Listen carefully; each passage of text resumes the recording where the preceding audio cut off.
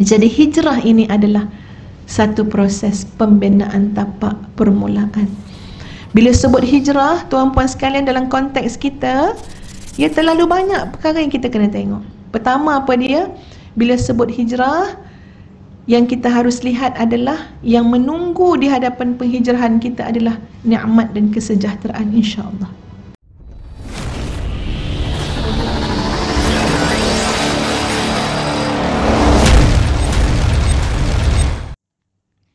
Bismillahirrahmanirrahim. Innal hamdalillah nahmaduhu wa nasta'inuhu wa nastaghfiruh wa na'udzu billahi min shururi anfusina wa min sayyiati a'malina. May yahdihillahu fala mudilla lahu wa may yudlilhu fala hadiya lahu. Asyhadu an la ilaha illallah wa asyhadu anna Muhammadan 'abduhu wa rasuluh. Allahumma salli ala Sayyidina Muhammad wa ala ali Sayyidina Muhammad, amma ba'd. Terima kasih kepada yang kita kasihi Puan Hajah Salwa, seluruh ahli jawatan kuasa Muslimah Masjid Al-Falah, para asatizah, ibu-ibu, kakak-kakak, adik-adik, tuan-puan yang dikasihi sekalian. Assalamualaikum warahmatullahi wabarakatuh. Apa khabar semua tuan-puan? Alhamdulillah, ya, sihat semua, alhamdulillah. Kita bersyukur kepada Allah Azza wa Jalla pada pagi Jumaat yang penuh barakah ini. Ya Allah, berikan kita kesempatan, Allah berikan kita keinginan, kekuatan, kelapangan, kesihatan. Masya Allah, terlalu banyak nikmat. Wa in ta'uddu ni'matallahi la tuhsuha. Kalau kamu cuba nak hitung nikmat Allah, kamu tak akan dapat hitung nikmat tersebut. Dan dengan limpahan nikmat itulah pada pagi ini kita dapat bertemu. Alhamdulillah, thumma alhamdulillah. Sahabat-sahabat, tuan-puan, muslimin muslimat yang dikasihi sekalian, ya, pada pagi ini kalau biasanya kuliah ustazah adalah terapi tadabbur, ya, tadabbur Al-Quran.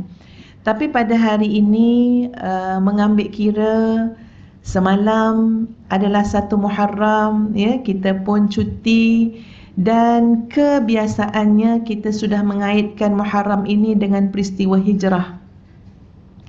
Jadi sahabat-sahabat muslimin muslimat yang dikasihi sekalian, pada pagi ini ustazah nak menceritakan ataupun nak membawa kita semua untuk menghayati perjalanan hijrah Rasulullah sallallahu alaihi wasallam dan kemudian mengambil iktibarnya. Ya, mungkin ia bukanlah sesuatu yang baru, tapi alangkah baiknya kalau kita lihat balik daripada awal bagaimana Nabi sallallahu alaihi wasallam berhijrah meninggalkan kota Mekah menuju ke Madinah. Kita tengok satu persatu, insya-Allah, ya, kita ambil ibrahnya, insya-Allah. Sebab setiap hari tuan-tuan dan puan-puan, muslimin muslimat sekalian, dalam hidup ini kita perlu berubah, perlu berhijrah.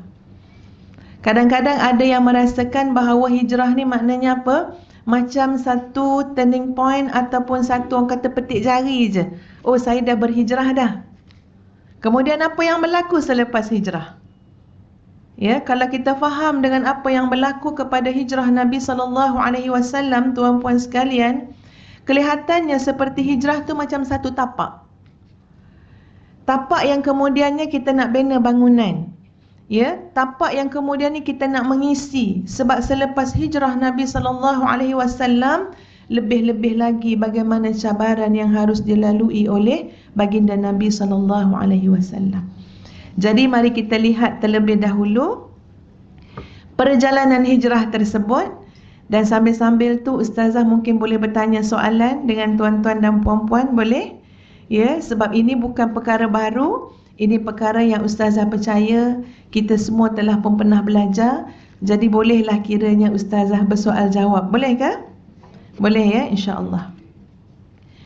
Pertama sekali, ustazah nak tanya, Nabi mula-mula keluar daripada rumah Nabi sallallahu alaihi wasallam, di mana pada hari itu Nabi mengarahkan kepada Sayyidina Ali karamallahu wajhah untuk tidur di tempat yang biasa Nabi tidur. Ustaz nak tanya berapa hari bulan?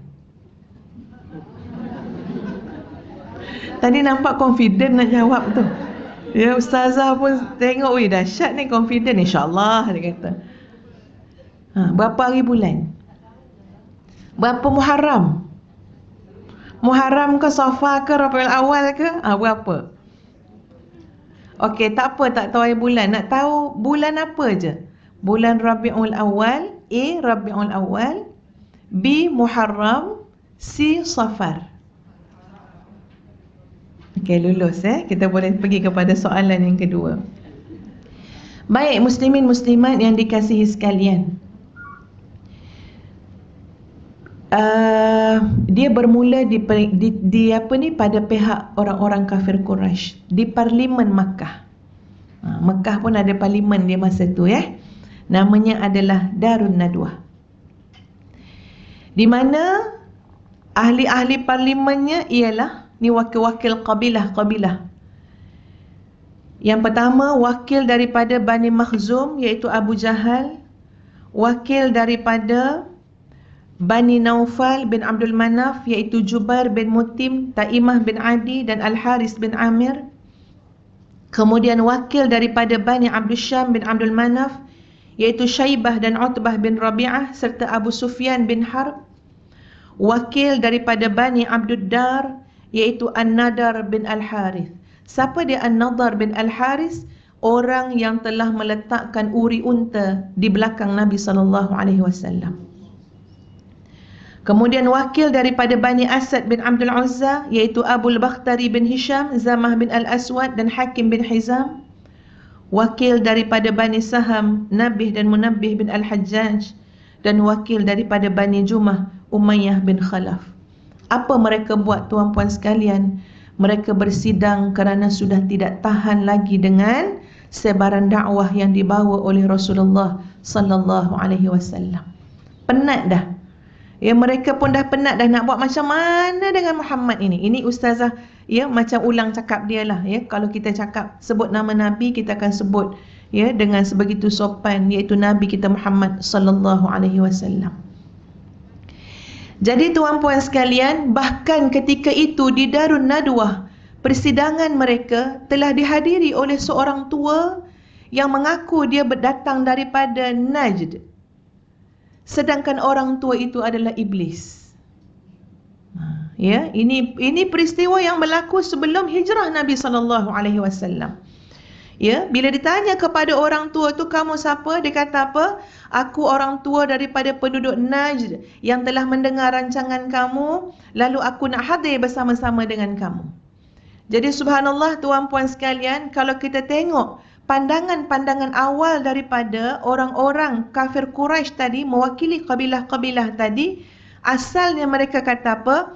Mari kita usir Muhammad itu. Tapi orang tua daripada Najd inilah yang selalu akan sebut, alah kamu nak usir dia pergi negara Arab lain, nanti dia akan sebarkan dakwah di negara Arab lain dan kemudian dia akan datang menyerang kamu semua. Ni iblis. Kemudian ada yang mengatakan kita tangkap, kita penjarakan.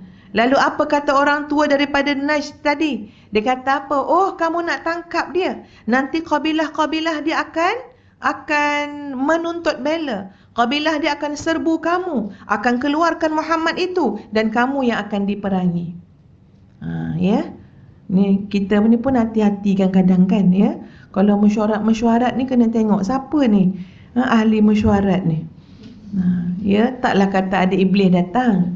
Tapi kadang-kadang kalau kita tak berlindung dengan Allah daripada bisikan-bisikan syaitan, kadang-kadang idea-idea yang datang pun bukan idea-idea yang diredai Allah ataupun idea-idea yang baik. Pendek cerita, tiba-tiba ada seorang yang paling jahat sekali, penjenayah besar Mekah. Siapa dia? Abu Jahal. Memberikan cadangan. Dia kata apa? Aku ada satu cadangan yang tak pernah terlintas dekat fikiran kamu semua. Okey, apa cadangannya? Aku berpendapat kita patut mengumpulkan anak-anak muda yang paling hero mewakili kabilah-kabilah kita. Ni banyak kabilah yang ustazah sebut tadi.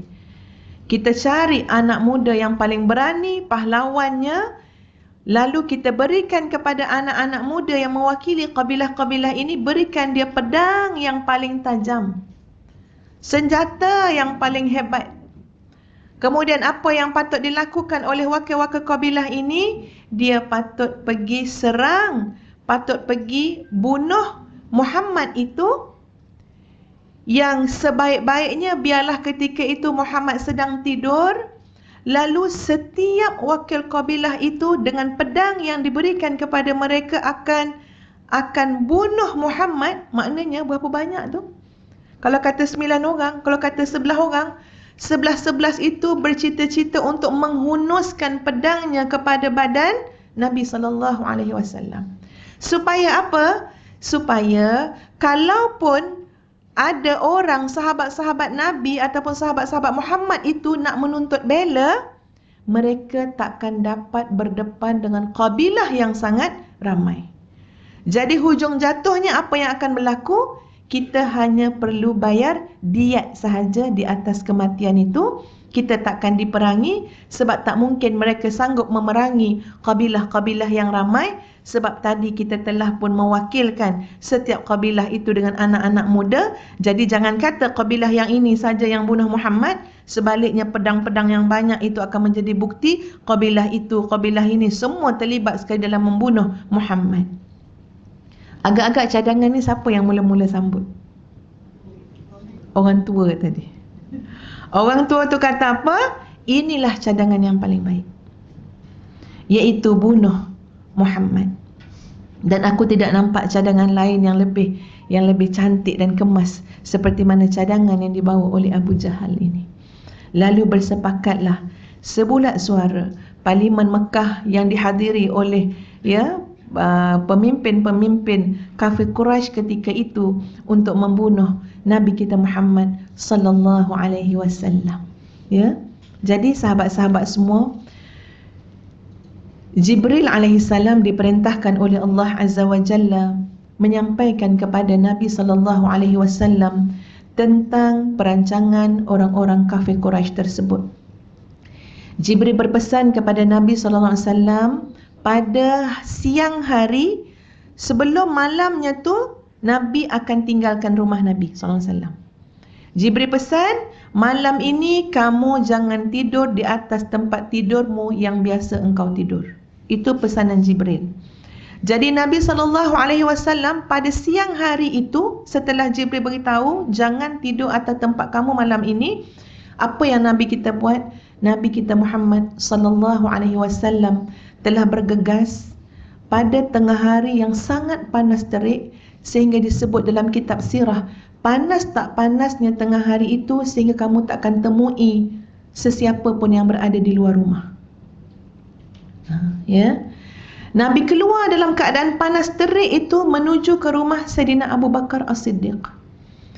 Aisyah radhiyallahu anha menyatakan, masa tu dalam rumah kami semua sedang borak-borak, sedang sembang, ya, keluarga Abu Bakar As-Siddiq. Tiba-tiba ada seseorang yang berkata kepada Sayyidina Abu Bakar, "Oh, lihat di sana, ya, lihat di sana Rasulullah sallallahu alaihi wasallam datang dengan berselindung muka menutup wajah baginda yang mulia pada ketika yang tidak ada orang datang ke rumah orang lain ataupun lalu lalang kerana teriknya matahari." Lalu Abu Bakar As-Siddiq mengatakan, kalau inilah masa kedatangan Nabi sallallahu alaihi wasallam, pasti kerana suatu perintah. Nabi SAW minta izin nak masuk, diberikan izin, dan kemudian lepas diberikan izin Nabi masuk, perkataan pertama yang Nabi sebut, Nabi kata apa? Keluarkan semua yang ada di sisimu wahai Abu Bakar. Ini besar ni cerita ni, ya. Tak nak ada siapa pun masa tu dengan Nabi SAW, dengan Sayyidina Abu Bakar. Keluarkan semua yang ada di sisimu wahai Abu Bakar. Apa jawab Abu Bakar? Ya Rasulullah, semua yang ada ini adalah keluargamu. Ya, maksud di sebalik apa yang Sayyidina Abu Bakar cakap ni besar sebenarnya, sahabat-sahabat semua. Ya, maksud dia apa? Keluarga ni siapa? Orang yang boleh kita percayai. Ya, jadi Nabi SAW langsung mengatakan kepada Sayyidina Abu Bakar As-Siddiq, ya, Nabi kata apa? Wahai Abu Bakar, aku telah diberikan keizinan untuk keluar. Muslimin muslimat kena faham bahawa ada beberapa orang sahabat telah pun berhijrah ke Madinah sebelum tu. Hanya Nabi SAW menunggu perintah daripada Allah. Jadi sebab itu bila Nabi jumpa Sayyidina Abu Bakar, Nabi kata apa? Wahai Abu Bakar, aku telah diberi izin untuk keluar. Dan Abu Bakar As-Siddiq telah berkata kepada Nabi SAW, Ya Rasulullah, apakah aku akan menjadi temanmu? Ya, sedap rasa kalau Masya Allah, tak boleh kita bayangkan macam mana hubungan sahabat, hubungan kedekatan, hubungan di antara Rasulullah SAW dengan Sayyidina Abu Bakar As-Siddiq. Apa yang Sayyidina Abu Bakar kata? Apakah aku akan menjadi temanmu? Nabi kata, ya benar. Lalu kedua-dua mereka, iaitu Nabi kita Muhammad SAW dengan Sayyidina Abu Bakar, mengatur perjalanan hijrah. Ya, dan kemudian Nabi pun pulang ke rumah menanti datang waktu malam. Di pihak kaum Quraisy, ya, pihak kafir Quraisy, ini penjenayah-penjenayah besar ni dah siap sedia dah, ya. Daripada siang lagi, senja lagi, kumpulkan. Ketua-ketua penjenayah tu ada 11 orang. Kalau lah rasa apa, nak tulis kat nama 11 orang yang jahat dalam sejarah ni, yang merancang nak bunuh Nabi SAW, Abu Jahal, Al-Hakam, Uqbah, An-Nadar, Umayyah, Zamah, Taimah, Abu Lahab, Ubay, Nabih dan Munabbih. Ni 11 orang ni. Bila mula je senja, kata Ibnu Ishaq, mereka telah pun berkumpul di hadapan pintu rumah Rasulullah SAW sambil terintai-intai bilakah Nabi tidur. Ya, dah siap sedia semua. Dan mereka terlalu yakin, confident sangat, pasti malam ini sejarah akan dilakarkan. Sejarah apa? Seorang pemuda yang kita buru habis-habisan mengakhiri hayatnya. Riang tak riangnya tuan-puan Abu Jahal ni, sampai dia memperolok-olokkan setiap perkataan Nabi SAW dengan nada gembira dan mengejek-ngejek. Apa dia kata? Siapa ikut Muhammad tu, ya, kemudian dia mati, nanti dia akan dibangkitkan, masuk dalam syurga yang banyak bunga, macam bunga kat Jordan. Dia cakap. Siapa ikut Muhammad tu, dia mati, bangkit masuk syurga, nanti dalam syurga tu dia hidup dalam taman, macam taman dekat Jordan. Tapi kalau dia tu memusuhi Muhammad, nanti dia masuk neraka bila dibangkitkan dan kemudian dia akan dibakar. Macam tu. Ya, sebab dia confident sangat. Habis dia olok-olok cakap Nabi kita Muhammad SAW. Allah mentakdirkan separuh malam telah berlalu. Sebab dalam perancangan kafir Quraisy ni, semua misi ni kena lalu dulu separuh malam. Biar betul-betul Muhammad ini lena. Rasulullah SAW. Ya. Biar sampai betul-betul Nabi Muhammad SAW lena betul-betul, barulah kita buat misi ni. Tapi tuan-puan, ya, bukanlah menjadi kebiasaan mereka untuk berjaga malam. Puak-puak yang 11 orang tu. Ya. Jadi bila dah separuh malam duduk depan rumah kan, ya, tak ada apa, gelap gelita, ya. Jadi mereka tu memang bersengkang mata juga. Dan subhanallah, kekuasaan Allah Azza wa Jalla. Allah Maha hebat, Allah Maha kuasa. Lillahi mulkus samawati wal ard. Semuanya milik Allah. Ya. Kalau kita baca ayat kursi macam mana, Allah itu tidak mengantuk, tidak tidur, tidak leka. Masya Allah, Allah yang Maha hebat. Maka Allah menunjukkan kekuasaannya. Huwallah, ya, wa huwa bikulli syai'in qadra, dalam surah Al-Hadid. Dan dia, yakni Allah, pada setiap perkara itu Maha berkuasa. Allah melakukan apa yang Allah kehendaki. Allah melindungi segala apa yang Allah nak lindungi. Seperti mana yang Allah sebut kepada Nabi SAW, Allah sampaikan wahyu dalam surah Al-Anfal ayat yang ke-30. Bila kita sebut ayat ni, tuan-puan sekalian, kita nak bertambah yakin lagi. Sebab semua ini terpakai dalam kehidupan kita masing-masing. Kita nak menambah iman kita kepada Allah Azza wa Jalla. Ya, Allah menyebut dalam surah Al-Anfal ayat 30, A'udzubillahi minasyaitanirrajim. وَإِذْ يَمْكُرُ بِكَ الَّذِينَ كَفَرُوا لِيُثْبِتُوكَ أَوْ يَقْتُلُوكَ أَوْ يُخْرِجُوكَ وَيَمْكُرُونَ وَيَمْكُرُ اللَّهُ وَاللَّهُ خَيْرُ الْمَاكِرِينَ. Ingatlah wahai Muhammad, ketika orang kafir musyrik Makkah menjalankan perancangan jahat terhadap kamu, untuk penjarakan kamu, untuk bunuh kamu, untuk halau kamu. Mereka menjalankan perancangan jahat mereka dan Allah menggagalkan perancangan jahat mereka. Allah lah sebaik-baik yang menggagalkan perancangan jahat. Tuan-puan, bila baca ayat ni kita rasa lapang dan lega. Jangan risau kalau orang ada merancang itu dan ini untuk kehidupan kita. Jangan risau kalau orang ada plan untuk mengkhianati kita. Ya, kita yakin, tawakal kepada Allah. Ya Allah sebaik-baik yang menggagalkan segala perancangan-perancangan jahat. Ini lebih-lebih lagi yang berlaku pada Nabi SAW. Kita bukan dikhianati oleh ketua-ketua penjenayah Mekah, ya, bukan. Ini lagi, ya Allah, segala missionary mereka ada. Tapi Allah nak tunjukkan macam mana, ya tuan-puan sekalian, kekuasaan Allah yang Allah tunjukkan ketika ini adalah satu bentuk penghinaan kepada orang-orang kafir Quraisy. Kamu nak berlawan dengan orang yang kamu kata tidur. Orang tidur, ya. Tapi tengok macam mana yang Allah lakukan kepada mereka. Apa yang berlaku adalah Nabi SAW mengarahkan kepada Sayyidina Ali karamallahu wajhah. Apa yang Nabi kata? Nabi kata, wahai Ali, tidurlah di atas tempat tidurku, berselimutlah dengan selimut Al-Hadrami yang berwarna hijau itu. Sebab Nabi selalu bila tidur, Nabi akan berselimut dengan selimut Al-Hadrami yang berwarna hijau tersebut. Itu je Nabi suruh pada Sayyidina Ali. Jadi Sayyidina Ali pun buat. Lepas tu tuan-puan sekalian, habis separuh malam, Nabi kita Muhammad SAW keluar daripada rumah. Keluarnya Nabi dalam keadaan macam mana? Nabi melalui celah-celah orang-orang yang duduk depan Nabi. Tak perlu Nabi nak mengendap-endap, tak perlu Nabi nak berselindung. Keluar macam mana orang keluar daripada rumah. Bahkan Nabi keluar di celah-celah mereka yang sedang menunggu keliling rumah Nabi SAW, di hadapan pintu rumah Nabi SAW. Dan Nabi diperintahkan oleh Allah. Apa dia? Dengan ambil saja. Nabi keluar, ambil tanah berpasir.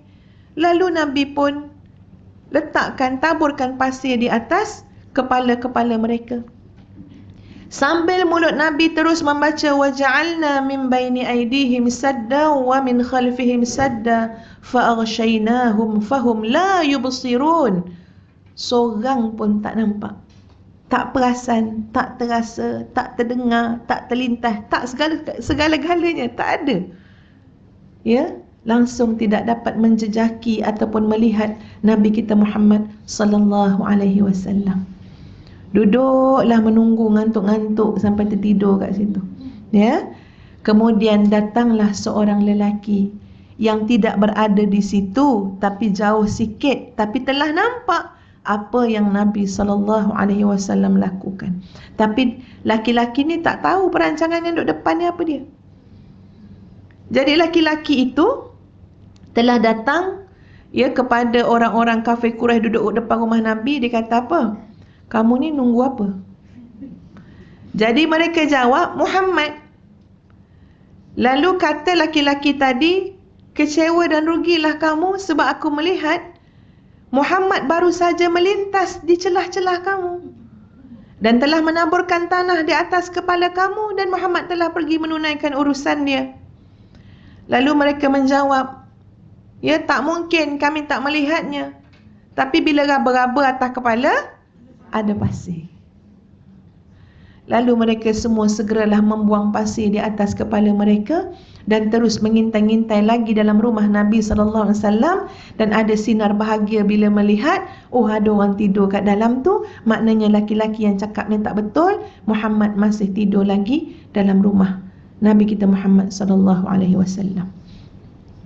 Lalu mereka pun, dia terus masuk, serbu masuk. Dan bila masuk, disingkaplah kain selimut Al-Hadrami yang berwarna hijau tadi, dan didapati benar bukan Nabi kita Muhammad, sebaliknya Sayyidina Ali karamallahu wajhah. Bila ditanya kepada Sayyidina Ali, mana Muhammad? Sayyidina Ali jawab, tak tahu. Jadi boleh bayang macam mana kekalutan penjenayah-penjenayah Mekah itu. Sakitnya hati mereka. Sakit tak sakit hati mereka, tuan-puan sekalian, mereka pergi serbu rumah Sayyidina Abu Bakar As-Siddiq. Siapa yang buka pintu? Asma bintu Abu Bakar. Tanya kepada Sayyidatuna Asma bintu Abu Bakar, mana bapa kamu? Mana Muhammad? Jawab Sayyidatuna Asma bintu Abu Bakar, saya tidak tahu. Bila jawab saya tidak tahu, Abu Jahal tempeleng Asma bintu Abu Bakar sekuat hati di wajahnya sampai jatuh anting-antingnya. Orang tengah marah, rasa dipermain-mainkan. Apa yang berlaku kepada Nabi kita Muhammad sallallahu alaihi wasallam? Tarikh Nabi meninggalkan rumah pada malam itu adalah 27 Safar tahun ke-14 kenabian. 27 Safar. Daripada rumah Nabi SAW pergi ke rumah Sayyidina Abu Bakar As-Siddiq. Kemudian daripada rumah Sayyidina Abu Bakar As-Siddiq keluar ikut pintu belakang. Ia berjalan terus keluar daripada Mekah sebelum terbitnya waktu fajar. Nabi berjalan, tuan-puan sekalian, menuju jalan utama Madinah menuju ke utara. Berjalan sehingga melecet kaki Nabi SAW. Dan Nabi bimbang melecet itu kod berdarah, meninggalkan kesan jejak. Lalu Nabi kita Muhammad SAW berjalan dengan menggunakan jari di hadapan. Sebab apa? Yang belakang ni melecet dah. Jalan dengan kaki di hadapan, nak laju ni, nak keluar daripada Makkah, sehingga kan apabila nak sampai, bila nak panjat bukit Thur, Gua Thur tu nak panjat, yang itu kata Sayyidina Abu Bakar As-Siddiq, aku terpaksa papah dah Nabi SAW kerana kaki Nabi tadi. Masya Allah, dalam sejarah kehidupan Nabi SAW, kaki Nabi ni kaki yang berjuang. Memang kaki yang berjuang. Kita melangkah sikit parking jauh pun dah. Ni lain pula cerita ni kat Sarawak. Kaki yang berjuang ni, kaki yang buat amal soleh ni jadi saksi. Kaki Nabi yang mulia ni, tuan-puan sekalian, berapa kali melecet dah. Pergi Taif, melecet. Belum lagi yang melecet kerana qiyamul lail baginda, kerana tahajud baginda, kerana tadarruk baginda kepada Allah, mendoakan ummah. Ya Allah, ya Tuhan. Kaki Nabi ni terlalu mulia lah, tuan-puan sekalian. Sayyidina Abu Bakar kata, aku papah Nabi untuk panjat bukit tersebut. Dan selanjutnya, sahabat-sahabat sekalian, Ustazah nak bawa tuan-puan untuk melihat betapa indahnya sebuah persahabatan, ukhuwah fillah. Kita tak nak tuan-puan dalam bersahabat kita jadi rakan yang khianat. Apakah kita tidak tahu betapa mulianya ukhuwah yang telah ditunjuk oleh Nabi SAW dengan Sayyidina Abu Bakar As-Siddiq? Apa kata Abu Bakar As-Siddiq? Sampai saja dekat gua tu, kerisauan yang ada pada hati Abu Bakar As-Siddiq ialah tentang keadaan dalam gua yang tak pernah ada orang masuk. Tak tahu ada orang masuk, tak ada masuk dalam tu. Lalu kata Abu Bakar, demi Allah, ya Rasulullah, engkau jangan masuk dulu, melainkan biar aku yang masuk dulu. Kalau ada bahaya apa-apa, biar aku yang kena, engkau jangan ya Rasulullah. Ini sahabat. Ini sahabat. Lalu Abu Bakar pun masukkan kakinya dahulu, menguis-nguis kaki dalam gua tu. Macam-macam boleh jadi dalam gua. Ular, kalajengking, binatang-binatang berbisa. Jadi bila dah kuis-kuis kaki ni, kaki Abu Bakar ni dapat rasa ada lubang kat situ. Jadi apa yang Sayyidina Abu Bakar buat? Lubang yang pertama tu Sayyidina Abu Bakar ambil daripada kain yang Sayyidina Abu Bakar pakai ni, ambil sikit, koyakkan, letakkan, tutup pintu lubang yang pertama, tutup. Baik, selesai lubang yang pertama. Kuih lagi kaki ke dalam gua, terasa ada lagi satu lubang. Kuis lagi terasa, ada lagi satu lubang. Sekarang ada 2 lubang, nak buat macam mana? Lalu Sayyidina Abu Bakar As-Siddiq, masuk dalam tu, dalam keadaan meletakkan kaki kanan di satu lubang dan satu lagi kaki kiri tutup lubang lagi satu. Jadi kaki Sayyidina Abu Bakar As-Siddiq tu adalah yang telunjuk, ya, maknanya untuk menutup 2 lubang lagi. Kemudian dipersilakanlah Nabi sallallahu alaihi wasallam untuk masuk, bahkan disiapkan riba ni untuk Nabi SAW meletakkan kepala, kerana Abu Bakar sangat maklum, ya, Rasulullah SAW kepenatan, belum tidur lagi, maka riba itu disiapkan. Jadi boleh bayang juga gambaran tu tuan-puan, macam mana orang duduk, ya, kemudian riba ni untuk Nabi SAW, kemudian kaki tu dilunjurkan untuk menutup 2 lubang lagi. Dan Nabi benar-benar tertidur. Nabi tertidur, ya, di atas ribaan Sayyidina Abu Bakar As-Siddiq. Dan tiba-tiba tengah kaki kat lubang, terasa betul, ya, binatang yang berada dalam lubang itu telah pun sengat kaki Sayyidina Abu Bakar As-Siddiq. Namun sejarah melakarkan bagaimana Sayyidina Abu Bakar As-Siddiq menahan kesakitan sehabis daya sehingga tidak berlaku pergerakan yang boleh menyebabkan Nabi sallallahu alaihi wasallam terjaga. Jadi tahan. Tuan-puan, ini kehebatan dalam menahan sakit dalam hidup ni, menahan perjuangan, ya. Jadi tahan, dia punya tahap tahan tu sampai menangis macam mana punya sakit, ya. Jadi kata Sayyidina Abu Bakar, ini Sayyidina Abu Bakar cerita, ya. Kata Sayyidina Abu Bakar, aku menangis tu sampai air mata tu daripada bertakung jadi mengalir. Jadi bila mengalir, air mata aku tu menitis tepat jatuh di atas wajah Rasulullah sallallahu alaihi wasallam. Punyalah tak nak bagi Nabi terjaga, tapi takdirnya dengan air mata tadi tu Nabi terjaga. Lalu Nabi kata, kamu kenapa wahai Abu Bakar? Abu Bakar As-Siddiq jawab, aku kena sengat ya Rasulullah. Nabi pun bangun, meludah di tempat yang disengat. Lalu hilanglah seluruh kesakitan yang dirasai oleh Sayyidina Abu Bakar As-Siddiq. Kedua-dua mereka yang mulia ini tuan-puan sekalian berada dalam gua itu selama 3 hari, iaitu pada Jumaat, pada malam Jumaat, iaitu, dan kemudiannya Sabtu, dan kemudiannya Ahad. Abdullah bin Abu Bakar, ya, mengesan jejak kedua-dua mereka dan bermalam berdekatan dengan gua tadi. Pada waktu sahur, Abdullah bin Abu Bakar akan keluar pergi Mekah, seolah-olah macam tidur pun kat Mekah. Sebenarnya tidur tu dah pergi kat Gua Thur, kan? Tujuan dia apa? Nak mendengar apa yang sedang diperkatakan oleh kafir Quraisy di Mekah. Apakah mereka sudah mengesan jejak Nabi Muhammad SAW ataupun tidak. Seorang lagi hamba Sayyidina Abu Bakar As-Siddiq, Amir bin Fuhairah. Dia gembala kambing betul-betul, ya, maknanya dia bawa gembalaan kambing tu pada waktu malam, dia pergi kerah, pergi dekat dengan Gua Thur. Tujuan dia apa? Sebab dia nak perah susu-susu kambing, ya, kemudian dia nak bekalkan susu perahan kambing yang kepada Nabi SAW dan Sayyidina Abu Bakar yang 3 malam berada di situ. Ini orang-orang yang Allah susun, Allah takdirkan untuk membantu, ya, Nabi kita Muhammad sallallahu alaihi wasallam dan Sayyidina Abu Bakar As-Siddiq. Adapun orang-orang kafir Quraisy dah menggila, dah marah, sampai dah bagi tawaran dah, okeylah, siapa dapat bunuh Nabi SAW atau bawa hidup atau mati akan dapat 100 ekor unta. Ini juta-juta punya tawaran.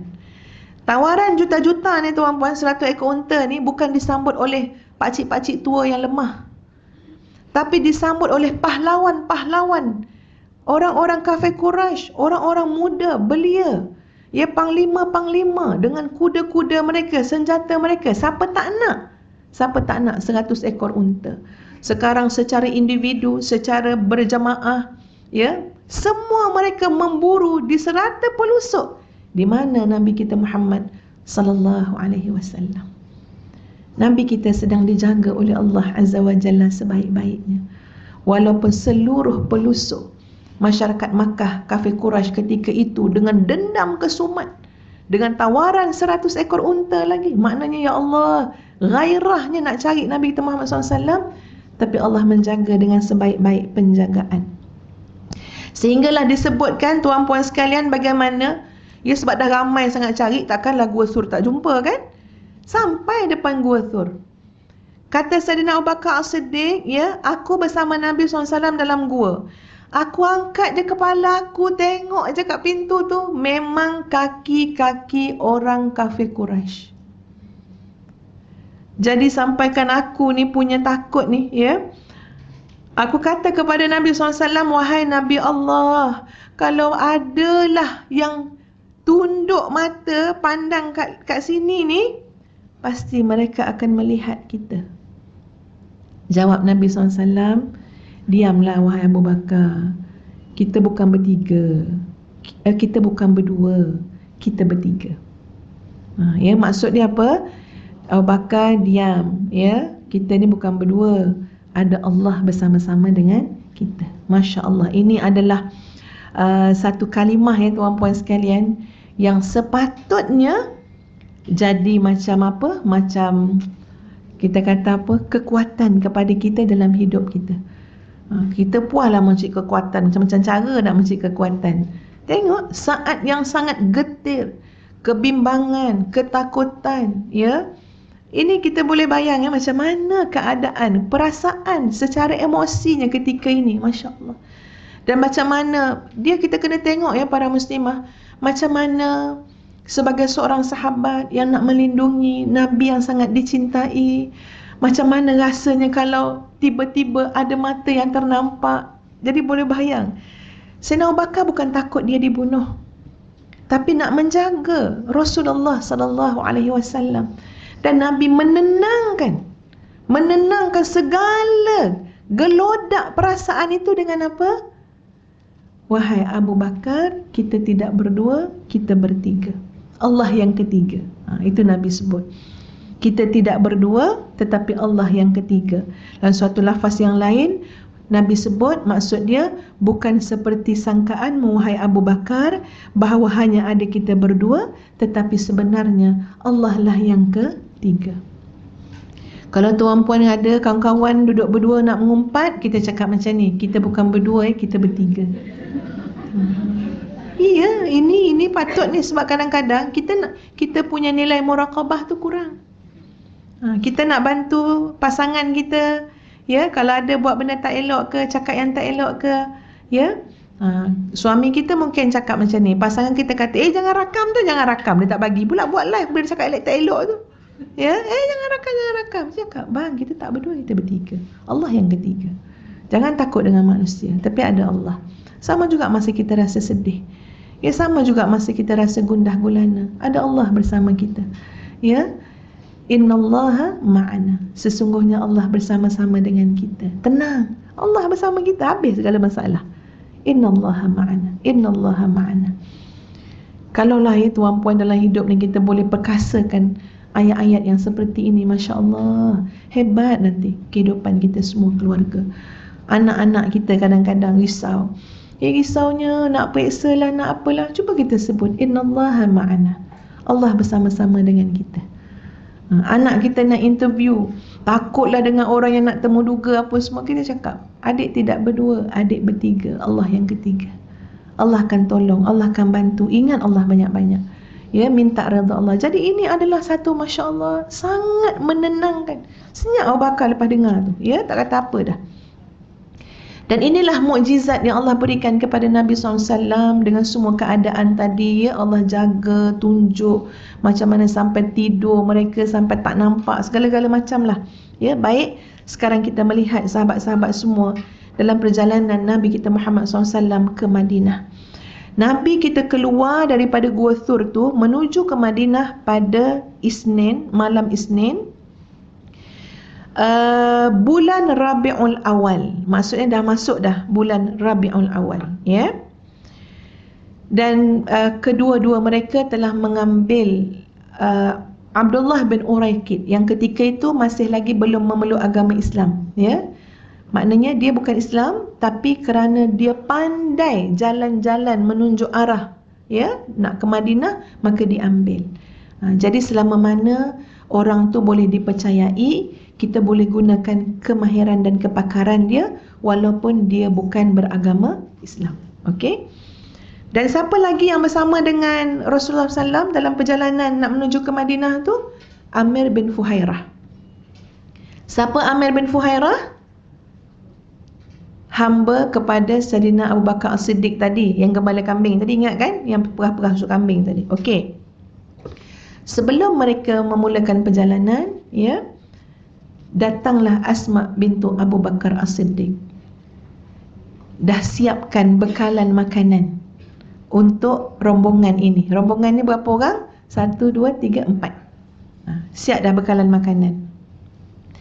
Tetapi Sayyidatuna Asma lupa nak bawa pengikat untuk bekalan tu. Bekalan tu dalam bekas, ya, tapi bila tak ada pengikat dia, nak letak dekat binatang tunggangan tu, jadi kena pegang. Jadi benda tu nak kena ikat dekat tunggangan Nabi kan. Jadi apa yang Asma bintu Abu Bakar buat? Tali pinggang yang beliau pakai, kain tali pinggang tu beliau tanggalkan, dan beliau pun belah dua. Jadi dapatlah 2 ikatan tali untuk mengikat bekas bekalan makanan untuk Nabi SAW dengan rombongan yang berempat tadi. Sebab itu Sayyidatuna Asma dikenali sebagai Zatun Nitaqain. Maksudnya adalah yang empunya 2 tali pinggang. Tali pinggang tu untuk apa? Tali pinggang itu adalah untuk mengikat bekal Nabi SAW. Sampai dapat gelaran Zatun Nitaqain. Ustaz nak bagi makna kita nak dapat pengajaran apa dia?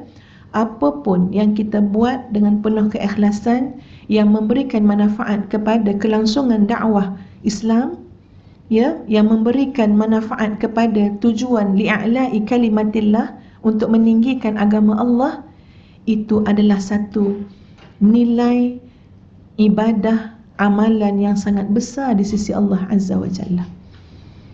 Sampaikan hanya dengan tali makanan. Ni bukan cerita bagi senjata, bukan cerita yang maknanya bukanlah kata ikut sekali ke, belum lagi. Cuma tolong bagi makanan, tali nak ikat tu, korbankan tali pinggang aja. Tali kain yang pakai tali pinggang, korbankan tu aja. Buang sampai dilayakkan mendapat gelaran Zatun Nitaqain, pemilik 2 tali pinggang yang digunakan untuk membantu Nabi SAW di jalan Allah. Masya Allah tuan-tuan sekalian.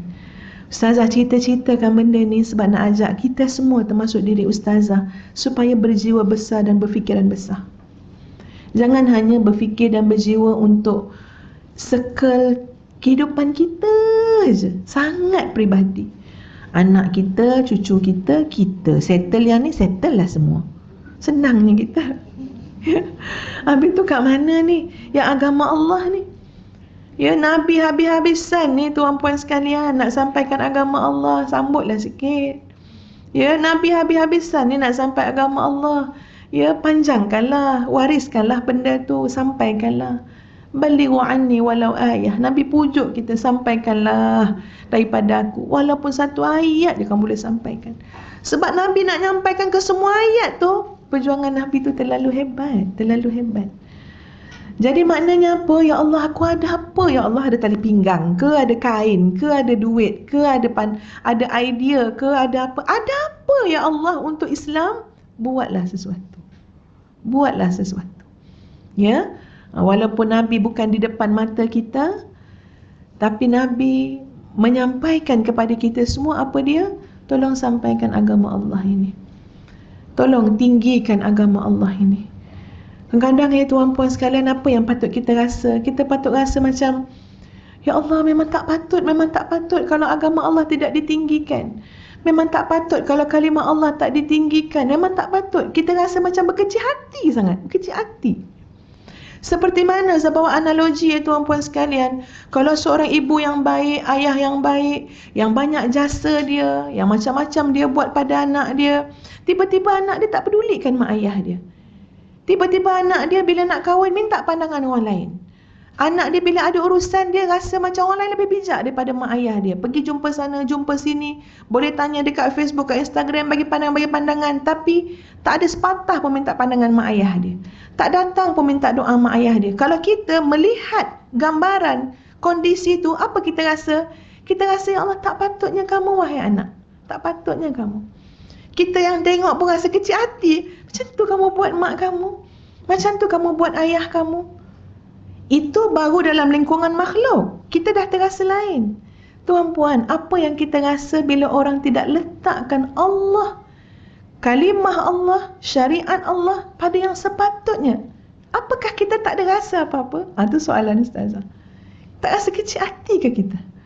Ya Allah, Allah itu qahar, Allah itu qadir, bikulli syai'in qadra. Allah itu maha sempurna. Kalau kita baca ayat Quran, tabarakalladzi biyadihil mulk. Ya Allah, Allah punya segala. Segala Allah punya. Tengok pada diri kita, yang mana kita punya? Yang mana kita punya? Kala, langsung tak ada. Sama juga yang ada pada orang lain, semua Allah punya. Udara ke, air ke, langit, bumi, semua Allah punya. Tapi di mana kita letakkan kalimah Allah dalam hidup kita? Oh, terasanya hati. Allahu Akbar. Saya nak menyedarkan masyarakat ummah, apa dia? Jangan buat begitu. Sebab apa? Allah punya belaka ni. Nabi berjuang habis-habisan nak menegakkan kalimah Allah. Allah cakap, Allah dah bagi segala macam dah dalam Al-Quran. Kemudian disampaikan, diperincikan lagi oleh hadis Nabi SAW. Kita kena bekerja ke arah itu. Jadi lihat bagaimana Asma bintu Abu Bakar As-Siddiq, kesungguhan beliau, ya, perjuangan beliau, manjat bukit ketika itu, ya. Okeylah, kemudiannya mereka pun rombongan ini pun berjalan tu melalui pesisiran pantai. Ustazah pun tak tahu, ya, macam cuba kita bayangkan muslimin muslimat, kita pergi Mekah, nampak pantai tak? Ini Nabi ni dah jauh dah ikut jalan pesisiran pantai ni. Dia kalau kita tengok, Nabi katalah macam ni Mekah, lepas tu ni Madinah, Nabi dia macam ghostan dulu berjalan dia, lepas tu pusing balik sebab tak nak bagi orang nampak jejak tu, ya. Jadi Ibnu Ishaq telah menyebutkan beberapa laluan Nabi SAW, ya, iaitu Nabi telah lalu ikut jalan bawah Usfan, menyeberangi Qudaid, kemudian melalui Kharrar, kemudian melalui Thani Al-Murrah, kemudian Laqfa. Melintasi pula perjalanan Mudlajah Laqaf, singgah di Mudlajah Majah. Kemudian pergi Marjah Mahash, kemudian pergi Marjah Diyal Ghadwan. Kemudian pergi Batan di Kashar, kemudian pergi kat Jadadid, Al-Ajrad, Dhu Silim, pergi Batan A'da, pergi Mudlajah Tihin, pergi Al-Ababid, kemudian melintasi Al-Fajah. Kemudian turun kepada Al-Arash, kemudian naik pula melalui Thaniyah Al-A'ir di sebelah kanan Rukubah, kemudian turun balik ke Batu Rim. Jadi jalan tu macam apa? Bersimpang siur demi untuk Islam. Sehingga turun ke Batu Rim dan akhirnya sampai ke Quba. Yang mana yang tuan-puan kenal? Quba je lah. Ya, yang lain-lain dah sebut tu Ustazah pun tak tahu. Ustazah pun tak tahu, ya, kena tengok peta. Quba kita tahu, ya. Okey. Dalam perjalanan tu, mari kita tengok apa yang dilalui oleh Nabi SAW. Perjalanan. Masya Allah, tuan-puan sekalian, subhanallah. Setiap detik hidup Nabi, Allah jadikan ujian yang indah pada Nabi SAW, dan Nabi menikmatinya.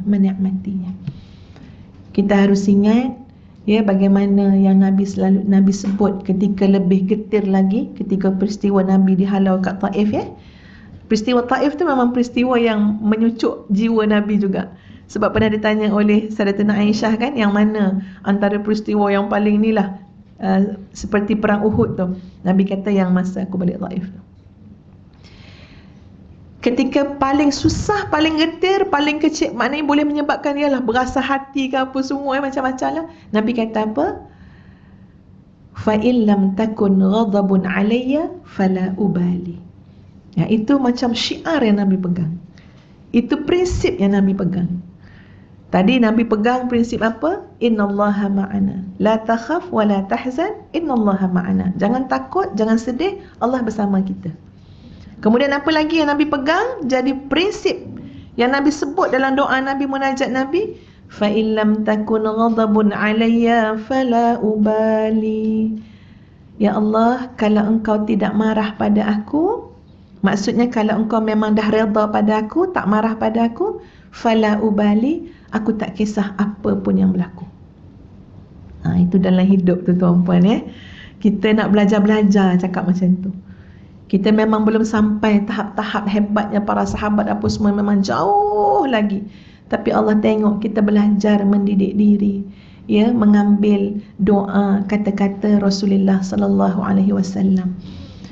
Tengah-tengah sakit, tengah-tengah stres, tengah-tengah macam-macam ujian, kecaman dan sebagainya, sebagai manusia biasa, ya, macam-macam juga yang kita rasai, sebab iman kita pun turun naik. Cuba tuan puan sebut, fa illam takun ghadabun alayya fala ubali. Sebenarnya ya Allah, prinsip paling pentingnya ialah kalau engkau tak marah pada aku, kalau engkau memang sudah benar-benar redha pada aku, maka aku tak kisah pun apa yang berlaku. Serahlah pada Allah. Sebab kita poin besar kat situ je kan. Tuan puan nak hidup senang, hidup mewah, hidup penuh pengaruh, hidup diberikan pangkat, kedudukan, tapi Allah tidak redha. Ya, kita dapat macam mana yang kita nak, bahkan rata-riti orang lain melihat kehidupan kita seolah-olah macam mengidam apa yang kita telah nikmati, tapi persoalan paling besar apa dia? Allah marah kat kita. Wal-iyazubillah. Tak ada nilai apa pun. Tapi kalau terbalik kehidupan tu, susah, macam-macam ujian cabaran, ya, tak berhenti-henti dengan ujian dan cabaran, tapi Allah redha sangat. Allah senang melihat kita melalui cabaran-cabaran tu. Ya, Allah suka, Allah redha memberikan cabaran ujian tu pada kita. Allah redha kita melalui ujian tersebut. Allah redha membantu kita melalui ujian tersebut. Maka benar, fa illam takun ghadabun alayya fala ubali. Kalau kau tak marah, ya Allah, aku tak kisah pun. Jadi Nabi melalui, tuan puan sekalian, tak berhenti. Dalam perjalanan Nabi SAW menuju ke Madinah, setelah Nabi keluar pada malam Isnin tu, Al-Bukhari meriwayatkan daripada Abu Bakar As-Siddiq bagi tahu, kami berjalan malam tu, makna tak tidur sepanjang malam, berjalan nak keluar, nak pergi sampai ke Madinah ni. Sampailah esok tu panas terik yang amat-amat, masih lagi tidak rehat, tidak tidur, sehinggalah ketika yang terlalu terik panasnya, aku melihat di tengah-tengah padang pasir itu ada satu batu yang besar. Dan batu itu, besarnya batu tu, dia boleh melindungi daripada, ada tempat kita boleh terlindung daripada panas matahari. Lalu aku pun, ya, dengan Nabi SAW, berteduhlah di atas batu besar yang memanjang tu, supaya dapat rehat sekejap. Dia dapat rehat supaya tak kena matahari. Aku pun berteduh. Apa yang Sayyidina Abu Bakar buat? Bila sampai kat situ, aku terus menyediakan tempat untuk Nabi SAW dengan tanganku, supaya baginda Rasulullah SAW boleh tidur di atasnya. Aku hamparkan di atas tempat itu kulit bulu, dan aku berkata, tidurlah wahai Rasulullah SAW, adapun aku akan sentiasa mengawasi di sekelilingmu. Nabi SAW pun tidur, dan aku pun bangun keluar, makna tak berteduh dah. Sayyidina Abu Bakar tengok keliling kelalang, ada orang ke, tak ada orang ke, binatang ke, apa ke. Adapun Nabi SAW itu tidur. Masa tengah-tengah aku tengok keliling tu, aku nampak ada seorang penggembala datang bawa kambing dia. Jadi aku pun tanya dia, hai budak, kamu ni milik siapa? Ya, takut juga siapa-siapa yang dihantar. Dia jawab, aku milik seorang lelaki penduduk Madinah dan Mekah. Atau Mekah, dia kata. Lalu Abu Bakar tanya, ada susu tak? Dia kata, kambing tu ada susu? Dia kata ada. Boleh tak aku nak sikit susu tu? Boleh perahkan untuk aku? Boleh, dia cakap. Jadi dia pun perah susu. Sayyidina Abu Bakar pesan, kamu nak perah susu tu, buang dulu dekat puting susu kambing tu, buang debu-debu, kesan-kesan rumput, buang. Bagi bersih-bersih, baru kamu perah. Ya. Jadi perah, kata Sayyidina Abu Bakar, aku pun ambil bekas. Bekas ni memang Sayyidina Abu Bakar bawa untuk Nabi SAW berwudu. Makna dalam musafir tu ingat dah, Nabi ni benda apa yang Nabi paling nak? Nabi nak bekas untuk berwudu. Sayyidina Abu Bakar dah bawa. Jadi bekas tu boleh guna juga untuk minum. Letak susu tadi, lalu Sayyidina Abu Bakar kata, aku pembawa susu tu pada Nabi. Aku nampak Nabi tidur, aku terus tunggu sampai Nabi terjaga, aku tidak kejutkan. Bayangkan tuan puan sekalian, bila Nabi jaga, ya, nak bagi Nabi minum kan, Sayyidina Abu Bakar telah tuangkan sedikit air ke atas susu tu supaya suhu susu tu sedap-sedap untuk Nabi minum. Masya Allah, telitinya, cermatnya Sayyidina Abu Bakar As-Siddiq. Tak tahulah halusnya jiwa Sayyidina Abu Bakar As-Siddiq. Bagi suhu sedap untuk Nabi minum. Bila Nabi dah bangun tu, minumlah wahai Rasulullah. Nabi pun minum sampai Nabi rasa senang sangat hati Nabi. Maknanya perut pun dah beralas dengan air, dah boleh minum. Kemudian Nabi cakap macam ni, sekarang dah sampai kan Abu Bakar masanya untuk bertolak? Tuan-puan jangan lupa Sayyidina Abu Bakar belum rehat lagi. Sayyidina Abu Bakar belum tidur lagi. Tapi bila Nabi kata, bukankah sudah tiba masanya untuk bertolak? Sayyidina Abu Bakar kata apa? Bahkan benar ya Rasulullah, sekarang kita bertolak. Tak rehat, tak tidur. Ya, tadi nguruskan Nabi je. Langsung diteruskan perjalanan. Masya Allah. Ini hebat Sayyidina Abu Bakar As-Siddiq. Bila tunggang kenderaan, tuan-puan sekalian, Sayyidina Abu Bakar fikir macam ni pula. Sayyidina Abu Bakar kat depan, Sayyidina Abu Bakar kat belakang, Nabi kat depan. Ya, tujuan dia apa? Supaya Sayyidina Abu Bakar ni dilihat seperti seorang tua yang bawa orang muda. Ya, yang tak dikenali. Jadi memang pun ada orang datang, orang tengok. Jadi orang kenal, biasanya orang akan menegur orang tua kan, dia pun tanya, siapa laki-laki kat depan kau tu? Ya, ada orang tanya dalam perjalanan tu. Sayyidina Abu Bakar jawab, oh, lelaki ni penunjuk jalan aku. Dan dalam hemat ataupun dalam jiwa Abu Bakar As-Siddiq, penunjuk jalanku ini adalah, oh, laki-laki ini adalah penunjuk jalanku kepada kebenaran menuju keredaan Allah. Ya, maknanya jangan sampai cakap Nabi pemandu pelancong. Ya. Jadi cuma cakap penunjuk jalan tu nak beralas dengan orang yang tanya. Tapi dalam pandangan, maknanya dalam hati kecil Sayyidina Abu Bakar As-Siddiq apa dia? Maksudku adalah laki-laki inilah penunjuk jalan kebenaranku.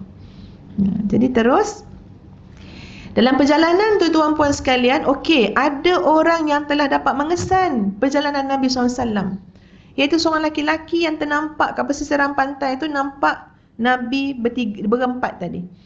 Lalu laki-laki itu telah pergi kepada orang-orang kafir Quraisy bagi tahu, aku nampak macam kelibat Muhammad dekat tepi pantai sekian-sekian, pesisiran pantai.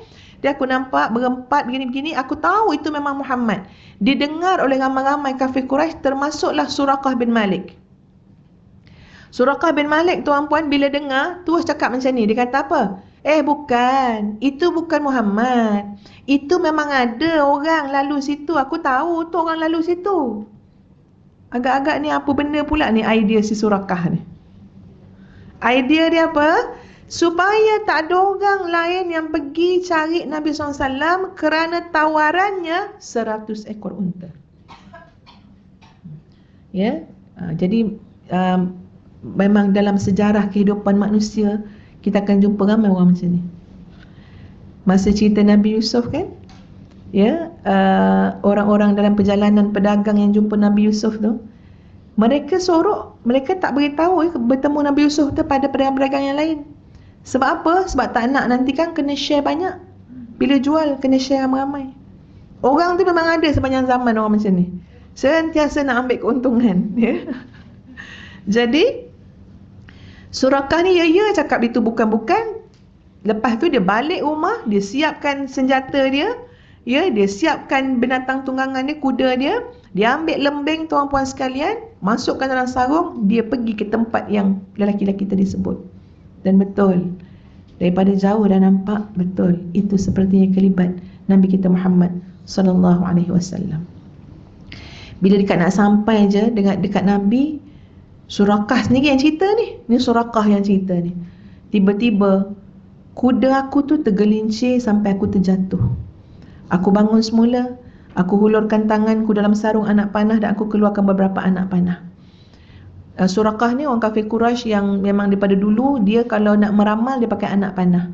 Jadi dengan anak panah tu aku ramal, aku ni patut pergi kat Muhammad ke tak patut pergi. Ramalan anak panah tu menunjukkan kemudaratan, tak patut teruskan. Tapi sebab nak juga bunuh Nabi kita Muhammad SAW, teruskan juga. Walaupun anak panah tadi tu kan, dia orang percayalah kan, ya, tunjuk dah. Tak boleh. Aku pergi juga, aku tak pedulikan ramalan aku. Kudaku dah semakin hampir dengan Nabi kita Muhammad SAW sampai aku terdengar bacaan Al-Quran Muhammad. Jadi Nabi kita dalam perjalanan tu baca Quran. Ya. Dan Nabi SAW langsung tidak berpaling kepada Suraqah bin Malik walaupun sekali. Sebaliknya, Sayyidina Abu Bakar As-Siddiq yang kerap kali pandang, kerap kali berpaling. Ada orang lain ikut. Ya.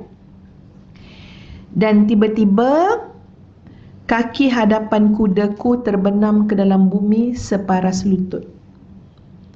Aku terjatuh lagi, aku bangun lagi, tarik kaki kudaku.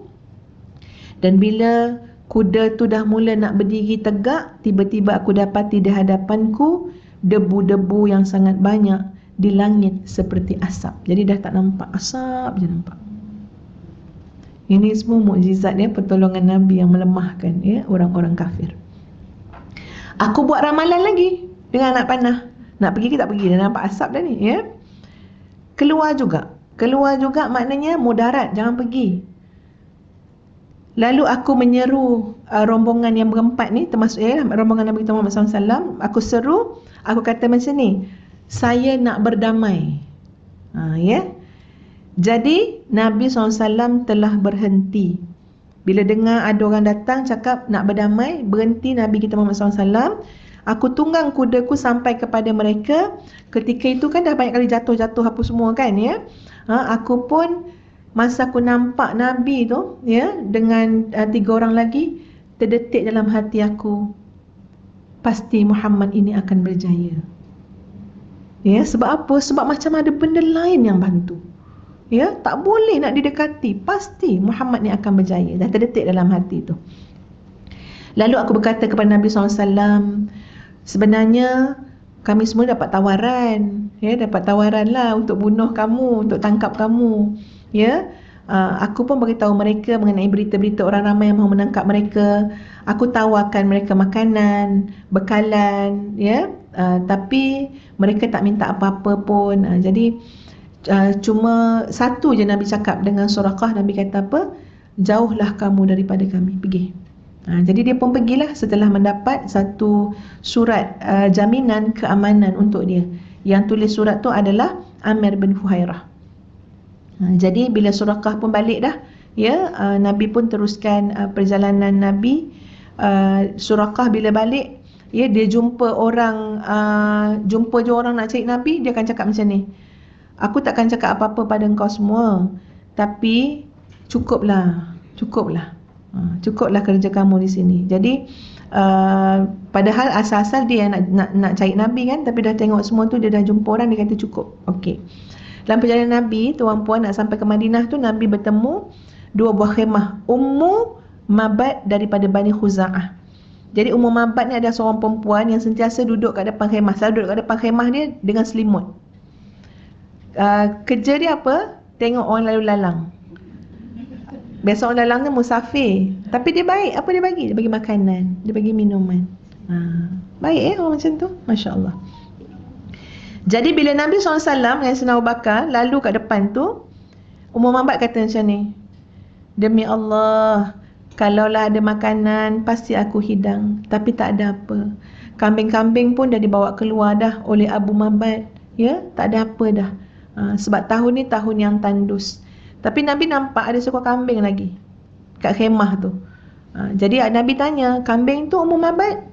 Ummu Mabad ni dia macam popular walaupun zaman tak ada Facebook ni.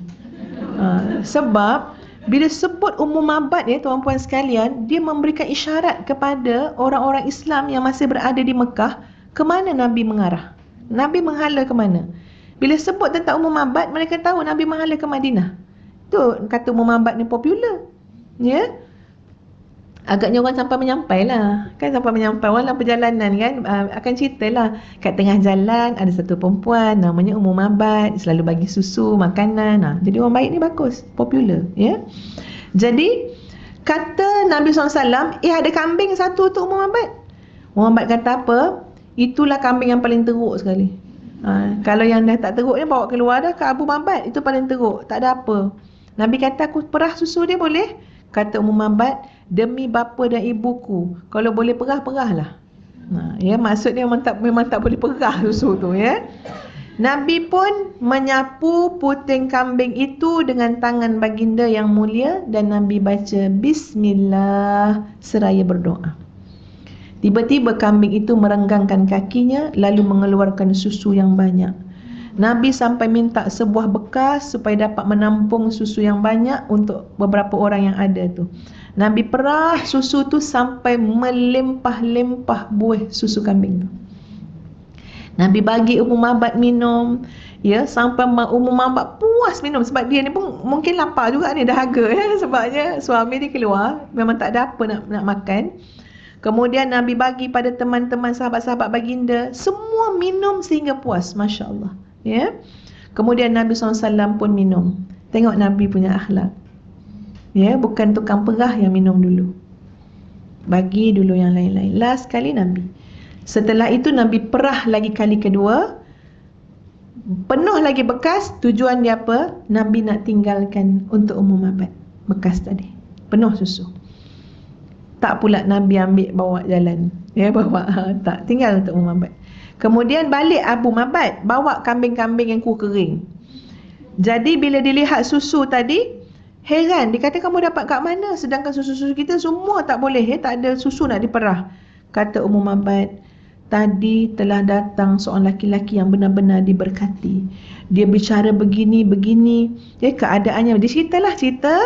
Abu Mabad kata apa? Demi Allah, aku rasa itulah laki-laki Quraisy yang dicari oleh penduduk Mekah sekarang nak bunuh. Ya, cuba terangkan sifat-sifatnya lagi wahai Ummu Mabad. Jadi Ummu Mabad pun ceritalah macam mana santunnya Nabi, wajah Nabi.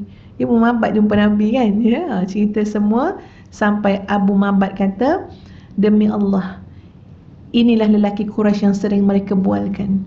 Kalaulah aku dapat berkhidmat untuk dia, pasti aku akan ikut dia. Okey? Baik. Tiba-tiba berlaku kat Mekah apa dia? Terdengar satu suara yang sangat kuat. Orang-orang Mekah boleh dengar tapi tak tahu suara siapa. Macam-macam lah Allah nak bagi, ya. Allah nak bagi pertolongan ni, ya Allah, ya Tuhan. Dia keyakinan ni muslimin-muslimat memang melahirkan keluarbiasaan. Kita kalau tak boleh yakin, hidup kita pun biasa-biasa je lah. Yakin ni memang dahsyat. Saya ingat yang apa ni, Sayyidatuna Hajar kan, yakin innallaha la yudayyi'una. Allah takkan sia-siakan kita. Tengoklah hasil dia macam mana. Air Zam-Zam tak pernah putus, masya-Allah. Ya, tempat yang tak ada orang datang pun, tak ada orang nak pun. Biwadin ghairi dhi zar'in, Mekah tu dulu. Tapi sekarang tengok jadi apa dah Mekah, ya, masya-Allah. Hebatnya keyakinan melahirkan benda yang luar biasa. Jadi ada satu suara. Suara tu, saya terjemahlah suara tu, ya. Dia macam syair. Allah pemilik arash melimpahkan kurnia terbaik, dua sahabat yang singgah di khemah Ummu Mabad. Ini syair ni didengar. Jadi daripada syair inilah Asma binti Abu Bakar kata apa? Oh, Nabi ni kan dua orang sahabat singgah di khemah Ummu Mabad. Jadi kata Asma binti Abu Bakar, kami tak tahu ke mana arah yang dituju oleh Nabi. Tiba-tiba ada suara tu datang daripada mana? Jin. Dari bahagian bawah kota Makkah mengungkap baik-baik syair ni. Jadi Asma kata apa? Bila kami mendengar kata-kata itu, tahulah kami ke mana arah yang Nabi tuju, iaitu menghala ke arah Madinah. Ya, suara jin bersyair. Maknanya ialah ini benda-benda gaib kan, ya, jin boleh nampak apa semua kan, ya. Jadi jin tu yang bersyair. Panjang syair dia tapi saya baca 2 rangkap je. Baik, dalam perjalanan Nabi tu jumpa lagi dengan Abu Buraidah, ketua satu kaum juga. Abu Buraidah ni pun sama, tukang cari Nabi untuk bunuh. Tapi bila datang bertemu dengan Nabi, berhadapan dengan Nabi, berbicara dengan Nabi, tak jadi bunuh, sebaliknya mengucap syahadah di hadapan Nabi SAW bersama dengan 70 orang lagi pengikutnya. Sampaikan Abu Buraidah menanggalkan serbannya, mengikat di tombaknya, ya, lalu dijadikan bendera untuk mengisytiharkan bahawa Raja Keamanan dan Kesejahteraan telah tiba untuk memenuhi dunia ini dengan keadilan dan kesaksamaan. Terbalik hati. Itu pun kuasa Allah. Ya, kuasa Allah belaka. Ya Allah, ya Tuhan, kalau kita yakin dengan Allah, yakin dengan kuasa Allah, memang hati kita okey. Memang hati kita okey, ya? Lapang, serah je pada Allah, serah. Dalam perjalanan juga Nabi SAW bertemu dengan rombongan, ya, rombongan perdagangan orang Islam, iaitu perdagangan Az-Zubair. Lalu Zubair telah memakaikan Nabi SAW dengan Sayyidina Abu Bakar pakaian berwarna putih. Jadi Nabi masuk Madinah dengan pakaian berwarna putih. Ya. Pada hari Isnin 8 Rabiul Awal tahun ke-14 kenabian, iaitu tahun pertama hijrah, Nabi sampai di Quba. 8 Rabiul Awal tahun ke-14 kenabian, Nabi sampai di Quba. Jadi memang orang di Madinah ni dah tahu dah Nabi nak menghala ke situ kan, ya. Jadi mereka semua dah setiap hari keluar sampai panas terik masuk balik dalam rumah. Pagi je keluar, panas terik masuk, pagi je keluar. Sehinggalah satu hari ada satu Yahudi, dia memang naik ke atas tempat tinggi untuk tugas. Tapi dia dapat melihat, ya, dapat melihat sosok tubuh yang berpakaian putih datang. Lalu Yahudi ni telah melaung, "Hai sekalian orang Arab, inilah datuk kamu yang kamu nanti-nantikan telah datang." Jadi keluar balik semua orang. Ya, keluar. Kata Ibn Qayyim, gambaran masa Nabi nak sampai kat Quba tu, kedengaran bunyi riuh rendah orang-orang bertakbir di perkampungan Bani Amr bin Auf. Orang Islam yang lain turut bertakbir lantaran terlampau gembira dengan kedatangan Nabi. Ya, mereka semua keluar jumpa Nabi dengan sahabat tadi ni, ya, keluar keliling. Tapi tuan-puan, sebahagian daripada mereka sebenarnya tak tahu pun Nabi yang mana satu. Tapi keliling. Ya. Dan masa mereka datang sambut Nabi keliling ni, ketika itu ketenangan menyelubungi diri Rasulullah sallallahu alaihi wasallam sampai dah dekat Quba. Ya. Allah telah meletakkan ketenangan pada Nabi SAW dan turunlah wahyu Allah surah At-Tahrim ayat 4, di mana pada ayat akhir surah At-Tahrim ayat 4, ya Allah berfirman, "Wa in tadhahara 'alaihi fa innallaha huwa maulahu wa Jibril wa salihul mu'minin wal malaikatu ba'da dzalika zahir." Maka yang demikian kerana sesungguhnya Allah adalah pelindungnya. Selain daripada itu, Jibril, orang yang saleh dari kalangan orang yang beriman, dan malaikat-malaikat juga menjadi penolongnya. Masya Allah, ya. Kita tengok perjalanan hijrah Nabi, ya.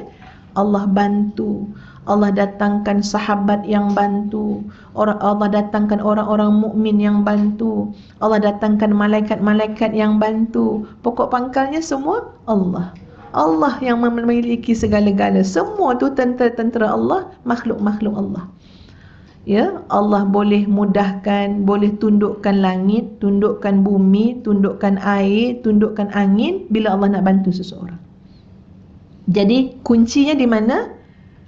Kebersamaan kita, keyakinan kita dengan Allah Azza wa Jalla. Jadi apa yang berlaku sahabat-sahabat semua, bila Nabi sampai tu, ya Allah, ya Tuhan, masing-masing ni, ya, pakat terlalu mengidam, teringin sangat supaya apa? Supaya Nabi SAW datang bermalam di rumah masing-masing.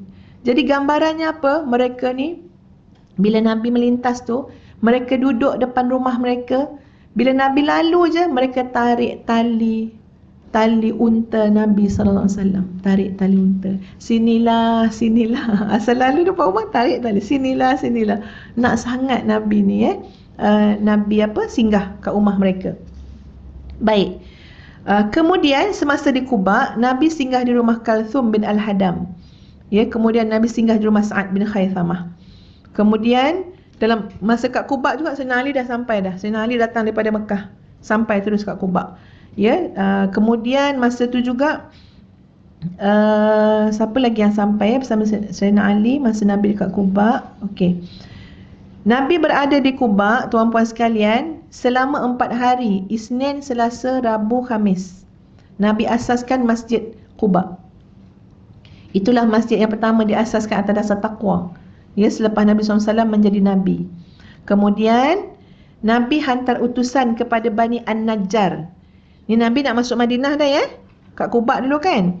Nabi sebelum betul-betul masuk Madinah tu, kota Madinah, Nabi telah hantar utusan kepada Bani An-Najjar. Ini satu perkara kita kena ambil perhatian. Siapa dia Bani An-Najjar? Kaum kerabat bapa saudara Nabi sebelah ibu. Sebelah ibu Nabi ya. Dah bagi apa? Utusan. Jadi lepas solat Jumaat, hari Jumaat tu, Nabi memasuki kota Madinah yang dipanggil Yathrib ketika itu. Itulah hari yang terlalu bersejarah. Ya, kota itu telah dihidupkan dengan tahmid, tasbih, puji-pujian kepada Allah. Perempuan-perempuan Ansar ya, yang terlalu merindui datangnya Nabi SAW, ya, kebenaran, telah berqasidah dengan bait-bait yang puitis. Antaranya yang kita tahu yang itulah Tala'al Badru Alaina, ya, dengan macam-macam qasidah yang puitis. Sebenarnya orang Ansar bukanlah golongan yang hidup mewah, tapi mereka telah menyiapkan rumah-rumah mereka apa adanya, ya, sehabis mampu yang boleh, sebab hajat di hati mereka agar Nabi dapat singgah, ya, tumpang menetap di rumah mereka. Macam tadi saya katalah, ya, sentiasa tarik unta Nabi. Tapi Nabi kata apa? Biarkan unta ini berjalan kerana dia diperintahkan. Jadi sampai dekat mana? Sampai dekat lokasi Masjid Nabawi, unta tu menderum kat situ. Maknanya mendengus. Jadi Nabi SAW, bila unta tu macam nak duduk, Nabi suruh bangun.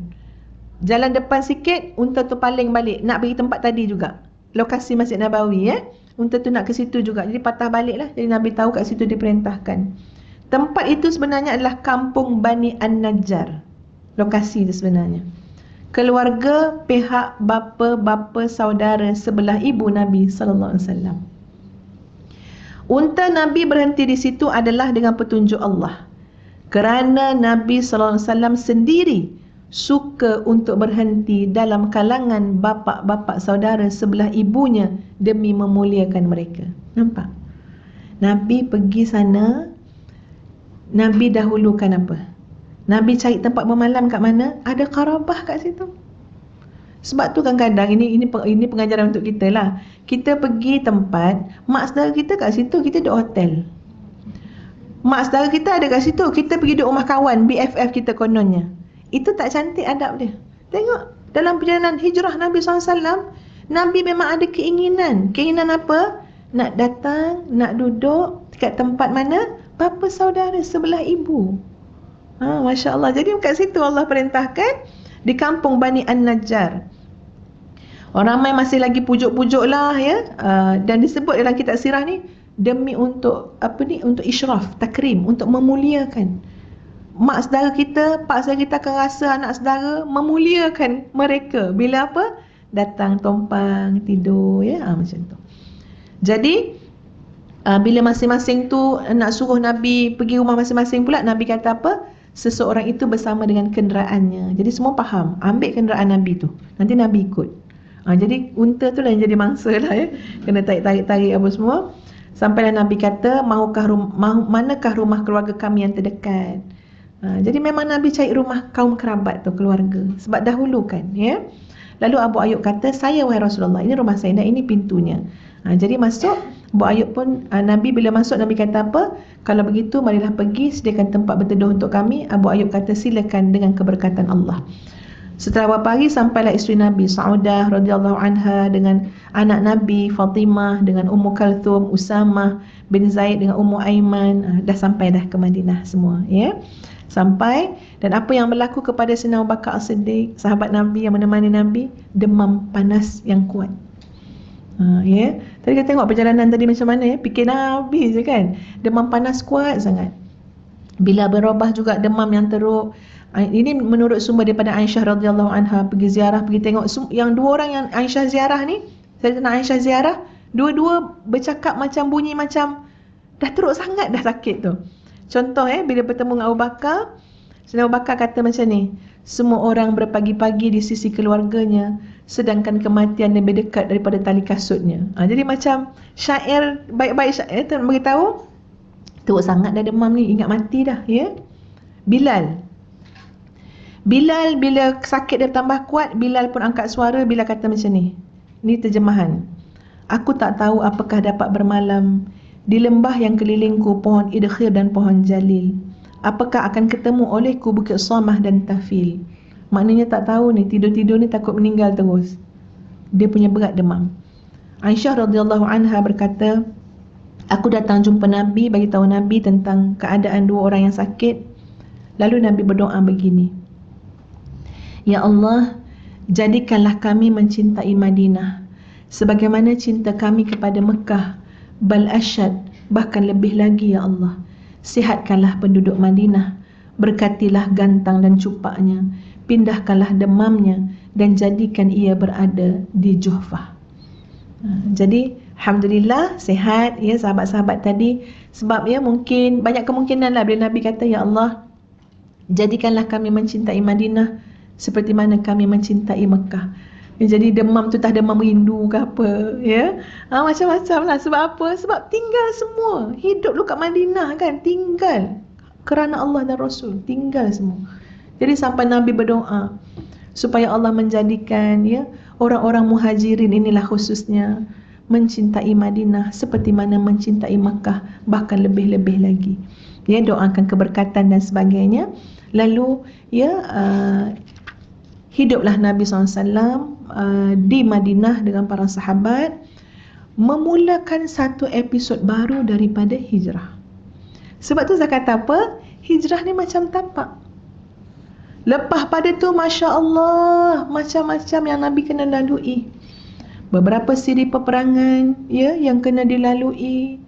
Macam-macam lagi perancangan, kebijaksanaan lagi yang diperlukan untuk mentadbir dan sebagainya. Masya Allah. Jadi hijrah ini adalah satu proses pembinaan tapak permulaan. Bila sebut hijrah, tuan-puan sekalian, dalam konteks kita, ya terlalu banyak perkara yang kita kena tengok. Pertama apa dia? Bila sebut hijrah, yang kita harus lihat adalah yang menunggu di hadapan penghijrahan kita adalah nikmat dan kesejahteraan insya-Allah. Macam yang dilalui oleh Nabi SAW. Ya, dalam keadaan yang serba kabur. Apakah pergi Madinah sama macam Taif? Tak tahu lagi kan? Ya. Apakah padahal Nabi masa pergi Taif, Nabi dah berkeyakinan dah. Insya-Allah orang Taif baik-baik. Insya-Allah orang Taif akan sambut cara baik. Jadi semua yang tak tahu, kita nak hijrah, kita tak tahu apa akan jadi masa depan.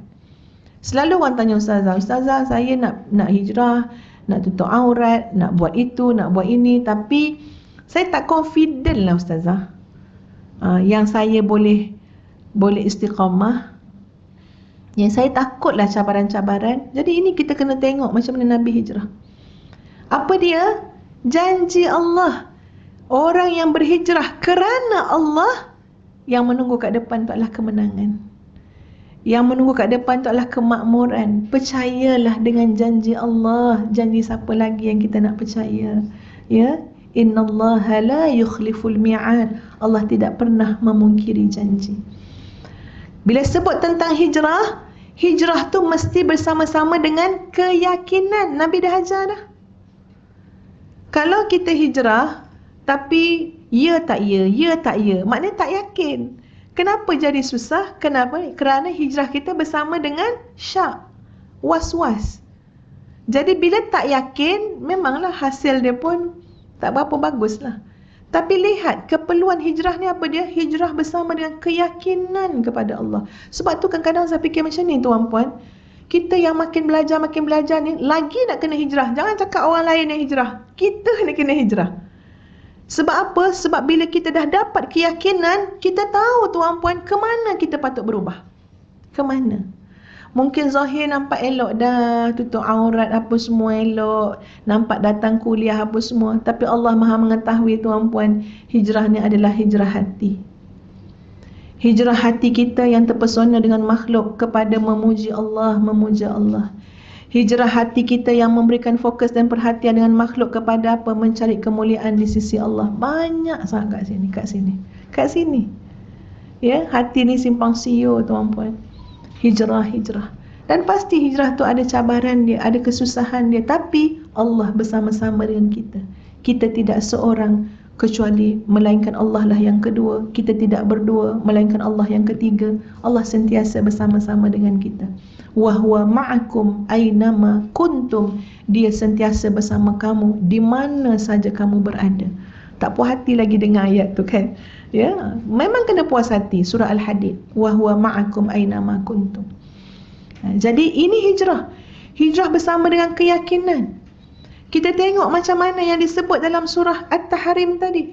Ya Allah, ya Tuhan, bila hijrah tuan-puan, yang paling penting kita minta apa? Minta pertolongan Allah. Sebab tu bila hijrah, kat mana kekuatan hijrah? Tawakal kita kepada Allah. Tawakal, wahai Allah, tolong aku ya Allah. Aku tak ada sandaran lain selain daripada Engkau. Bila Allah berikan pertolongan, kekuatan, macam-macam mekanisme pertolongan akan datang. Allah berikan sahabat, Allah berikan pertolongan orang mukmin, Allah datangkan para malaikat menolong, semua macam-macam cara Allah akan bagi. Macam yang disebut dalam surah At-Tahrim ayat 4 tadi. Yang penting apa dia? Bila kita hijrah, sandaran, tawakal, pergantungan kita adalah Allah Azza wa Jalla. Hijrah kerana Allah, bersandar dengan Allah. Ya Allah, aku tak tahu apakah hadapi depan. Kadang orang hijrah sebut bab-bab. Selalu manusia ditakutkan dengan apa? Dengan ekonomi, rezeki. Ya, kadang-kadang nak hijrah fikir macam nanti tertutup pula pintu apa? Tertutup piuk nasi lah apalah. Itu semua sandarannya balik pada Allah. Tawakal. Allah Ar-Razzaq, Al-Wahhab, Al-Bar, Al-Rahim. Kita belajar Asmaul Husna semua tu. Ya, nak yakin. Janji Allah tak pernah mungkir. Ke depan adalah kebaikan, keberuntungan. Ini perjalanan hijrah yang kita kena fahami dan kemudian reflect kepada kehidupan kita masing-masing. Bila hijrah tuan-puan bermakna apa? Berani buat keputusan. Ya. Jadi banyak benda lah mekanisme hijrah ni, termasuk macam kita lalui dalam hidup ya. Banyak nak kena buat keputusan, begitu, begini. Tapi tengok Nabi tunjuk, Nabi menanti arahan daripada Allah. Nabi menanti perintah daripada Allah. Jadi kita macam mana cara nak dapat keputusan daripada Allah? Istikharah. Jadi banyak bertanya dengan Allah. Ya, banyak minta tolong dengan Allah. Sentiasa minta tolong dengan Allah. Istikharah. Ya Allah, bolehkah aku buat keputusan begini? Tetapi dalam bab yang memang sudah diwajibkan oleh Allah untuk kita buat, tak perlu istikharah.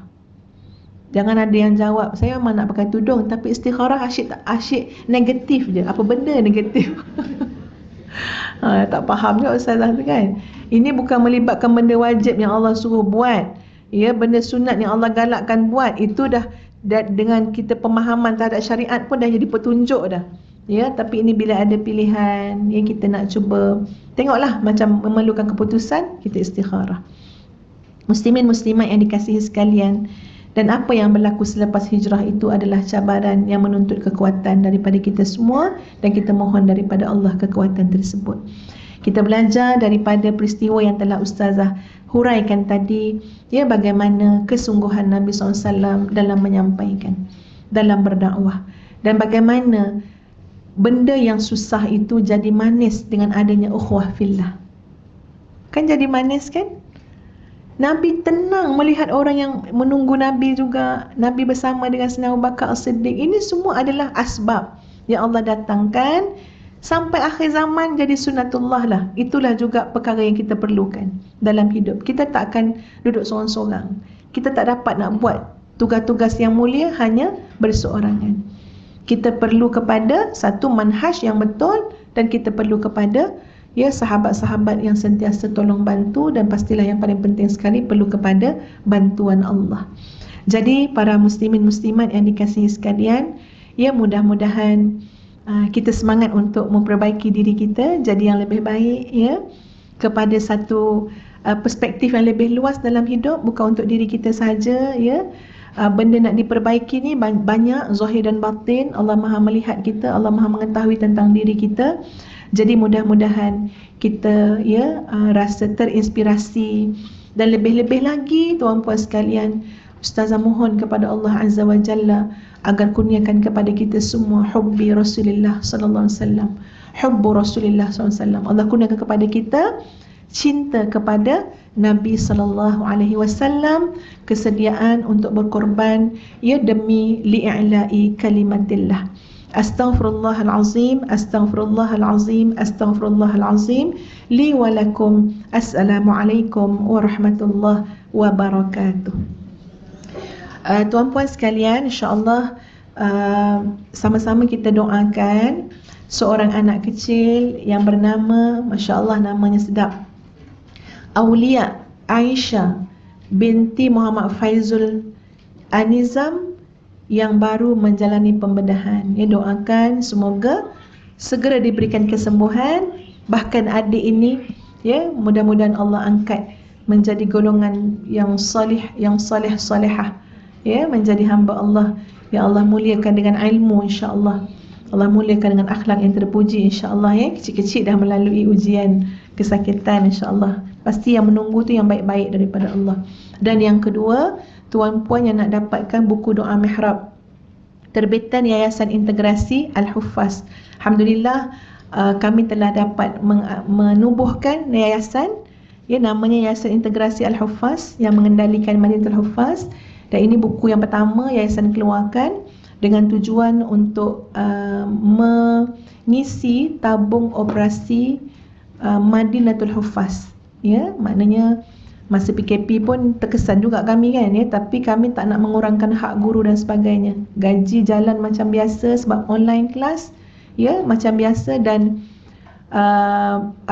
bila buat online kelas ni, kelengkapan tu yang pihak tahfiz sediakan tu pun ya memerlukan kos. Kami tidak mohon derma secara hanya percuma atau pembagi derma je, tapi kami berikan sesuatu. Silakan tuan-puan ya untuk menyalurkan sumbangan kepada dana tersebut dengan buku ni. Buku ni dalam ni ada himpunan doa-doa yang selalu ustazah kongsikan dalam ceramah-ceramah ustazah. Ya, jadi dapatkan kat luar sana. Sekian, sama-sama kita istighfar sekali lagi. Astaghfirullahalazim, astaghfirullahalazim, astaghfirullahalazim li wa lakum. Assalamualaikum warahmatullahi wabarakatuh.